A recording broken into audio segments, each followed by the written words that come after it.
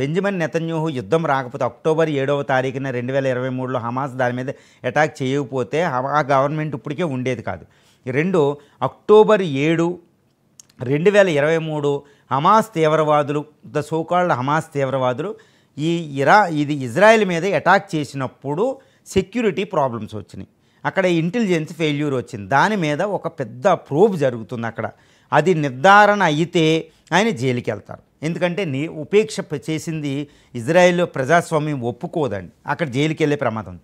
2 Netanyahu family మీద corruption cases కొన్ని ఉన్నాయి, ఎస్పెషల్లీ ఈజ్ వైఫ్ మీద. ఇవన్నీ కరప్షన్ కేసు మీద అక్కడ ప్రూవ్ అయ్యే కొన్ని కేసులు, పొటెన్షియల్ కేసులు ఉన్నాయి. కాబట్టి ప్రధాని పదవి నుంచి ఆయన ఉండరు. ఆయన వెళ్ళి జైలు కూడా వెళ్ళే అవకాశం ఉంది. ఎందుకంటే ఇజ్రాయెల్ ప్రజాస్వామ్య దేశం, ఎంత యుద్ధవీరుడైనా వాళ్ళు క్షమించరు. కోర్టుకు జస్టిసే, వాళ్ళు వీళ్ళు లేదు. జస్టిస్ అంటే ఈక్వాలిటీ బిఫోర్ జస్టిస్ అని ఉంటుందండి. ఓకే, మన చట్టం ముందు అందరూ సమానులు అనేది మన ఇండియాలో ఉన్నట్టు అక్కడ ఉంటుంది.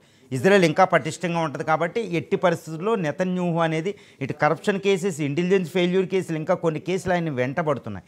కాబట్టి ఆయన పదవిలో ఉండే అవకాశం లేదు. కొయిలేషన్ గవర్నమెంట్, ఆయన కొన్ని పార్టీలు కూడా ఉపసంహరించుకునే అవకాశం ఉంది. కాబట్టి ఆయన జైలు అనేది ఉంటుంది.